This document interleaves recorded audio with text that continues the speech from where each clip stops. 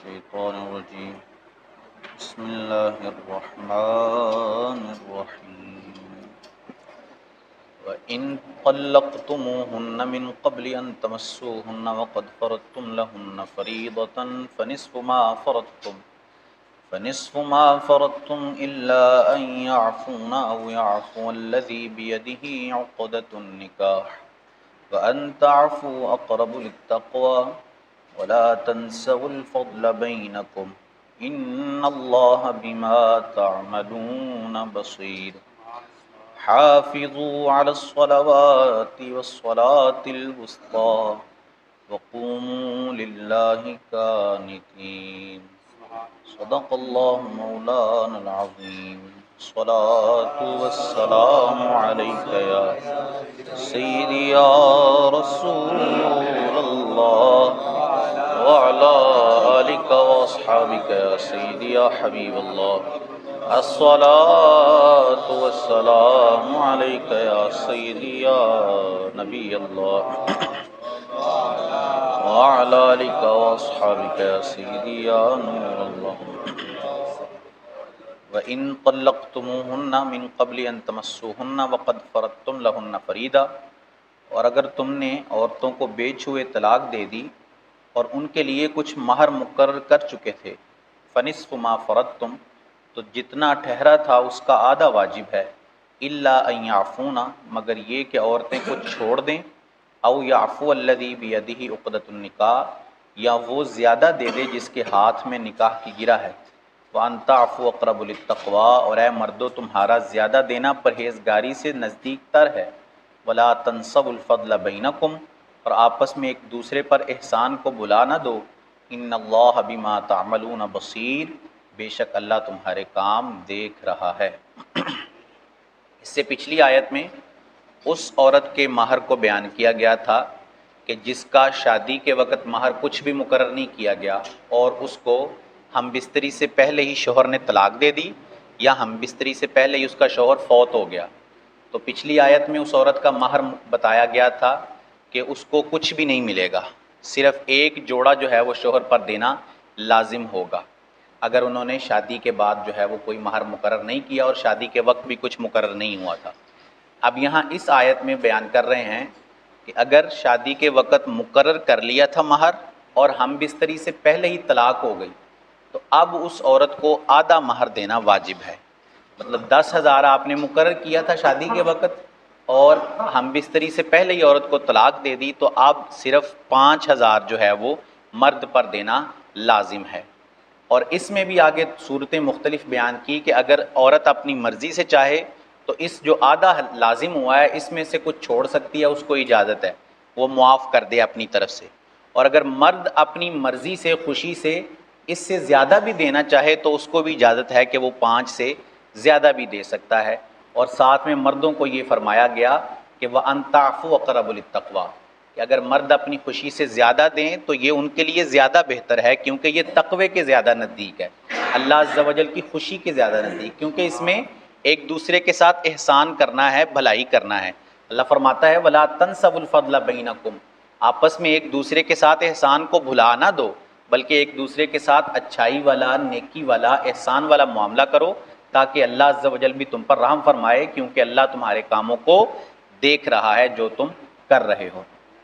حافظوا علی الصلوات والصلاۃ الوسطیٰ، نگہبانی کرو سب نمازوں کی اور بیچ کی نماز کی، وقوموا للہ قانتین، اور کھڑے ہو اللہ کے حضور ادب سے۔ ویسے ساری ہی نمازیں بندے کے لیے ضروری ہیں اور ان کی بہت اہمیت اور فضیلت ہے، 5 نمازیں، لیکن خاص بیچ کی نماز کا اللہ عز و جل نے حکم ارشاد فرمایا۔ پہلے مطلق نمازوں کا تذکرہ کیا کہ حافظوا علی الصلوات، ساری نمازوں کی حفاظت کرو، یعنی ان کو ان کے ٹائم پر پڑھو، اچھے طریقے سے ادا کرو، کوئی کوتاہی نہ کرو اس کے اندر، لیکن ساتھ پھر الگ سے تذکرہ کیا بیچ کی نماز کا کہ ساری نمازوں کی حفاظت کرنی ہے، والصلاۃ الوسطیٰ، لیکن جو بیچ کی نماز ہے اس کی خاص طور پر حفاظت کرنی ہے۔ یہ بیچ کی نماز کی حوالے میں جو ہے وہ اختلاف ہے، اس میں ہمارے امام اعظم ابو حنیفہ اور جمہور صحابہ کرام علیہم الرضوان کا مذہب یہی ہے کہ اس سے نماز عصر مراد ہے۔ یہ جو والصلاۃ الوسطیٰ کہا گیا بیچ کی نماز، اس سے عصر کی نماز مراد ہے۔ تو ساری نمازوں کی حفاظت کرنی ہے، اور خاص طور پر عصر کی نماز جو ہے وہ اس کی زیادہ حفاظت کرنے کا حکم ارشاد فرمایا، اور ساتھ فرمایا وَقُومُوا لِلَّهِ قَانِتِينَ، اور کھڑے ہو اللہ کے حضور ادب کے ساتھ، خشوع و خضوع کے ساتھ، دل جمعی کے ساتھ۔ یہ نہ ہو کہ بوجھ کے ساتھ آؤ اور بوجھ کے ساتھ ہی اٹھ کر چلے جاؤ، اللہ کی بارگاہ میں دل ہی نہ لگے۔ آج ہم دیکھتے ہیں کہ لوگ گھنٹوں جو ہے وہ اپنے سیاسی لیڈروں کے لیے، اپنی سیاسی پارٹیوں کے کاموں کے لیے گھنٹوں جلسوں میں رہتے ہیں، کھڑے رہتے ہیں اپنے لیڈر کا انتظار کرتے ہوئے۔ ہمیں سوچنا چاہیے کہ کیا ہم اللہ کی بارگاہ میں بھی ایسے ہی کبھی کھڑے ہوتے ہیں؟ کبھی ایسی ہماری حالت ہوتی ہے اللہ کی بارگاہ میں کھڑے ہوتے ہوئے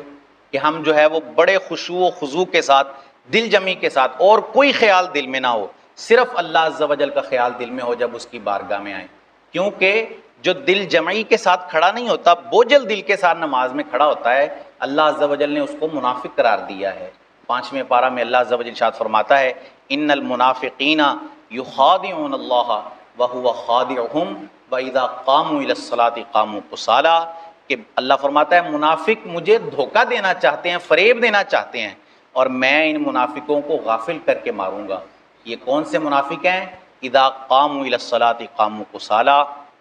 کہ جب نماز کے لیے کھڑے ہوتے ہیں تو بڑے بوجھل انداز سے کھڑے ہوتے ہیں، دل نہیں لگتا نماز میں، بس یہی کوشش ہوتی ہے کہ فرض پڑھیں اور فوراً یہاں سے نکل جائیں، یہی کوشش ہوتی ہے کہ 8:15 پہ جماعت کھڑی ہو رہی ہے، 8 بجے جماعت کھڑی ہو رہی ہے، پورے 8 بجے آئیں، جماعت میں ملیں، 7-8 منٹ کی جماعت پڑھی اور فوراً یہاں سے نکل جائیں، بقیہ نماز کا کوئی خیال ہی نہیں ہے دل میں۔ اور جو 4 فرض پڑھے بھی ہیں اس میں بھی دنیا کے خیالات ہیں دل میں، اس میں بھی اللہ کی یاد نہیں ہے، اس میں بھی اللہ عز و جل کا تذکرہ نہیں ہے، اس میں بھی صرف اپنا فرض اتارنے آئے ہیں، اللہ کو راضی کرنے نہیں آئے، صرف اپنی جان چھڑانے آئے ہیں کہ کہیں ہمارا اس نماز چھوڑنے کی وجہ سے کل بروز قیامت جہنم میں نہ چلا جائیں۔ بس اللہ عز و جل کی رضا حاصل کرنے نہیں آئے، صرف اپنی جان چھڑانے آئے ہیں۔ تو یہ ہمیں غور کرنا ہے، ہمیں سوچنا ہے کہ کیا ہماری کیفیات ایسی ہوتی ہیں جب ہم اللہ کی بارگاہ میں آتے ہیں؟ کیا ہم خشوع و خضوع کے ساتھ، دل جمعی کے ساتھ، سارے خیالات باہر چھوڑ کے